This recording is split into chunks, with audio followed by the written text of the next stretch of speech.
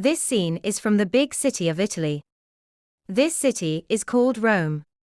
The question is about his left hand Jimin, who has been with him since childhood, and is an equal partner in all his work. He couldn't leave him alone today, he was in a big prison in Seoul.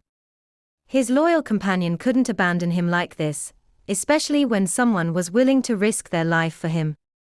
It was true that Mafia King had no love or emotional attachment with him, but he had the courage to die for him, and Mafia King needed people like him.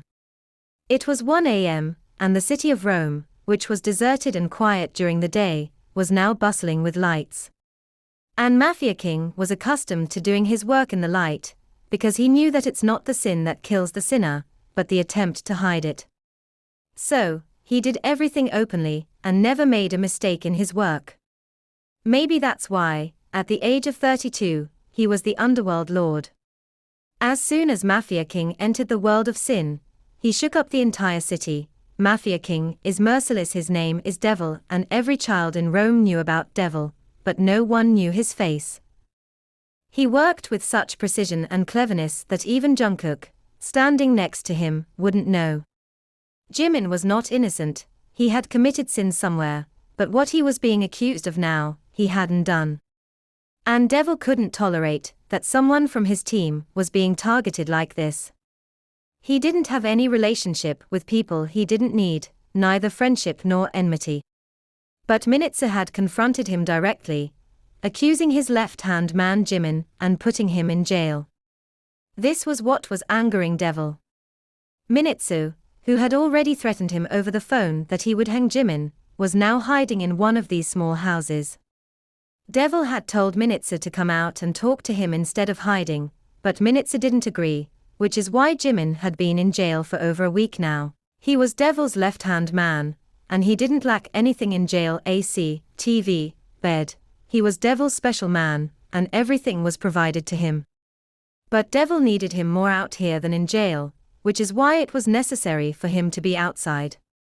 He came out of the narrow alley and entered a house where some of his men were holding a person on the ground, with guns pointed at his head. He silently sat down on the couch, his face expressionless. Minitsu glanced up and looked at his face. His black hair, tied back in a ponytail, still covered his forehead. His pale complexion, green eyes. The Italian prince would bring doom even when laughing, but when it's not time to strike, one shouldn't even bark. He sat on the couch in front of him with an air of nonchalance and said, "You should have known by now, Minitsu, when to show up in front of me." He had hidden in this small area, but dawn had still found him. "Forgive me, Devil, I made a mistake. I'll do whatever you say, please don't kill me."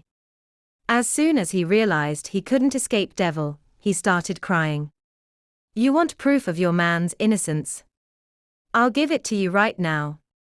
He tried to get up quickly, but his men pushed him back down. "Do you think it's difficult for me to extract proof from you if I can reach you? You've done a great job. I like your style of working." Devil looked into his eyes and asked, his tone mocking Minitsu. "Do you think it's difficult for me to get Jimin out of jail? I can get him out whenever I want." He snapped his fingers in front of Minitsu's eyes and said, "You know why I'm looking for you, Minitsu. Not for Jimin, but for those girls whose video you have. The girls who are safely in Turkey, but their obscene videos are still with you. I'm not here for Jimin, but for those girls. Delete the video and fingerprints from my site, and take care of the rest yourself. You have only 10 minutes. He said, looking into his eyes, but Minitsu replied, "I can't do anything now. The video has already been released on the site. Millions of people must have seen it by now. Is this your final decision, Devil?" Devil aimed the gun at his head, silencing him. No, wait. I'll do something. Don't kill me." Minitsu begged again. Devil's tone was ruthless, and the person in front of him was willing to do anything to save his life. He frantically made calls with his trembling hands, sometimes to one side and sometimes to the other. Meanwhile, his men were searching his house, because all of his men's records were clean, and he didn't want any false evidence against Jimin. And then, within 10 minutes, all the videos of the girls were removed from every site, and every other obscene place. Those girls who came here with their husbands for their honeymoon after getting married. Minitsu had installed cameras in the hotel rooms and made videos of them, which he later planned to release on the site, and earn a lot of money. The couples probably didn't even know what was going to happen to them. But the devil knew, he knew how their lives could be ruined. I've removed every kind of print, but he stopped. What? He angrily said that a print of those videos had been sent to South Korea. Hearing this, the devil looked at Jungkook, who was standing on his right side, who used to say that his country was very clean and good, that no obscene acts happened in his country, but now South Korea was also moving with the world. Jungkook couldn't meet his gaze, couldn't say a word. Never mind, I'll get it removed from South Korea. Shopia, the daughter of Juno, is coming here a week later, I'll tell her to bring it. Jungkook offered a solution. Then Devil got up and stood, he had no work here now, then turned back and stopped in front of him again. You know, people say that those who have no one of their own respect the mothers and daughters of others, but today you have proven that this is completely wrong. The girls whose video you made were just starting their lives. Think about it. If that video had reached those girls, would they ever have been able to show their faces in life again? Steal, rob, kill, but the devil will not let you commit adultery. You were a good person, he paused, but before giving Minitsu a chance to understand, a bullet was fired, and the existence in front of him became lifeless. It was 7 a.m., the day was busy, there was so much work that she didn't even get time to take a 1-minute rest. She didn't even have time to breathe from morning till now. Today, all kinds of food were being made at home. After all, Yuna's proposal was coming. She was getting ready inside with her two sisters, Ji-hyun and Ha-rin, and she had a delight in her hand. She had been confined to the kitchen since morning, having completed all her tasks. She had to leave the house before 3 p.m., because her mother had ordered her not to show her face to anyone until the guests had left. Their house was so small that no one could hide anywhere. There were only 2 rooms in the entire house, one where her sisters Yuna, Ji-hyun, and Ha-rin lived, and the other where her mother lived. The third space was the kitchen. This house was so small that a person standing outside could see the entire room. That's why her mother had ordered her to leave for Sejin's house as soon as she finished cooking and completing all her tasks. Because she didn't want her stepdaughter to spoil her daughter's lives again. She had been busy since morning. And surprisingly, her mother hadn't slapped her even once since morning. She was only allowed to go to Sejin's house. Some parents of children in the neighborhood pity her and gave her some money. If she didn't have the advantage of her, the stepmother would have thrown her out of this house long ago. After all, this child was a result of her husband's deceit. Her husband had married twice, first to Yura, with whom he had 3 daughters. He wanted a son, so he married again without telling Yura. But Yura found out, and there was a big commotion. He did not even have a son from his second wife. Only an unwanted YN came into the world. An innocent girl, who was fond of her father, but no one loved her here, except for Sejin. The innocent girl didn't get to enjoy her childhood. She was now 19 years old. She had completed her matriculation from Seoul School, but couldn't continue her education. She wanted to study, she wanted to do something, but couldn't do anything, it wasn't in her fate. There was no love on her part. If there was anything, the slaps of her 3 sisters, or stepmother would make their mark on her face by dozens a day. She was an inferior girl, who didn't even love herself. She was allowed to visit Sejin's house only because she paid her stepmother. Sejin knew what was happening to her in her house. YN used to come to her since childhood, she was very dear to her. She used to tell Sejin about the hardships she faced in her household. Her mother name is Sang-hee. Her father doesn't love her. Her mother named her Yn. Her childhood memories were snatched away from her. She was just a few days old when her mother left her in the world's harsh realities and departed forever. Her father didn't care about her, he just picked her up and brought her to his second wife. No one loved their stepchild. She also didn't love her stepchild either. Her father never looked at her with love, and she became an orphan at the age of 7. Her stepmother, who had a slight fear of her husband, vanished, and at the age of 7, her childhood was snatched away from her. Her stepmother Yura clearly stated that she wouldn't get free food, she had to work. A 7-year-old child, who couldn't even change her clothes, picked up a broom in her small hands. She wasn't allowed to sit with them to eat, she only got what was left over. She didn't cry, she was used to all these things.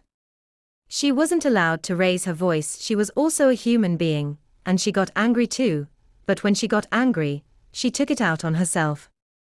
In her mother's small room, there was only one bed, and she had to sleep on the floor. She didn't know how long she had this mattress, but she had been given this torn and old mattress since she started sleeping. She kept going to school till matriculation, which was a government school in her neighborhood, and this was also due to Sejin's kindness, who had gotten her admitted to school by begging her mother. Yn was very good in studies, and Sejin would say that if she continued to study like this, she could become something. When she passed her matriculation at the age of 15, her mother said that she should learn household chores, but she already knew how to do everything. Since childhood, she had been doing everything, but she wasn't allowed to speak in front of anyone. If any guest or relative came to their house by mistake, they would think that maybe this girl was mute. Her youngest sister, Harin, was also 6 years older than her, and all three were still unmarried. Before this, a marriage proposal had come for Yuna, but when they saw Yn, they said that we want to marry her to our son, if you agree. After which Yn's body had countless wounds. Her mother would beat her, saying that because of you, my daughter's marriage proposal was rejected. She would cry and plead, but who would listen to her? She would cry all night, and that heartless woman, who people called mother, would remain unaware. She knew that she had no one in this world, and Sejin was just a benefactor, who would only put money in her mother's hand for her sake. She was allowed to stay out of the house for only 1 hour, but only at Sejin's house, and she had no desire to go anywhere else. She only shared her sorrow with Sejin, who would often cry upon seeing her wounds and say, "The day is not far when a prince will come into your life and take you away from this world. He will give you happiness, love, and fulfill all your desires." Listening to her, Yn would say, "Princes come into the lives of princesses, Sejin aren't. No prince will come into my life. If he had to come, he would have come by now." On the other hand, her stepmother was very worried, sitting and thinking. The guests had left just 2 to 3 minutes ago, but their intentions were clear. These people didn't particularly like Yuna. "Mother, I don't think they will make a proposal. See how strangely they were asking questions about our Yuna." Harin started the conversation. There were food and drink items scattered on the table, and a very expensive feast had been laid out. Taehyung was worried about the expenses, but her mother said, "Don't worry, I think this proposal will work out. My Yuna is already so beautiful." Meanwhile, the boy's sister had cleverly asked, "Yuna, you do party makeup, and it takes 3 to 4 hours. How did you make all this food?" To which her mother replied, "Our daughter is skilled in every art." Taehyung drew everyone's attention to Yn and said, "Yes, mother, call her to clear up this mess. I don't have much hope for this proposal." Harin got up and said, "I'll go call her."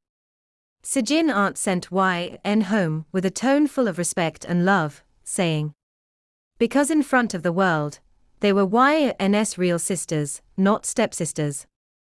Although nothing was hidden from Sejin. As soon as Harin's voice was heard, Yn said in a trembling voice, "Unnie, I'm coming," and ran out of the door and entered her own home, the cursed one. Pick up all this, Ha-rin said, styling her hair with a flourish, and Yn quickly moved forward and started picking up the items, while the four of them sat on chairs in the courtyard outside. When the doorbell rang and a handsome young man entered, Yuna immediately became alert. Ha-rin and Ji-hyun also stood up and started looking at him. First, her mother composed herself and said in a flattering tone, "Oh, son, you forgot something, come on." "Auntie, actually, I left my mobile phone on the table," he said with a smile, moving forward to pick up his phone. That's when Yn came out of the kitchen and approached the table, without looking at the boy standing in front of her, and started picking up the items. But Yuna's attention was focused on Yn, and her eyes started to turn red with anger. What was her problem? Why was it necessary for Yn to come out in front of the man who came to Yuna for marriage?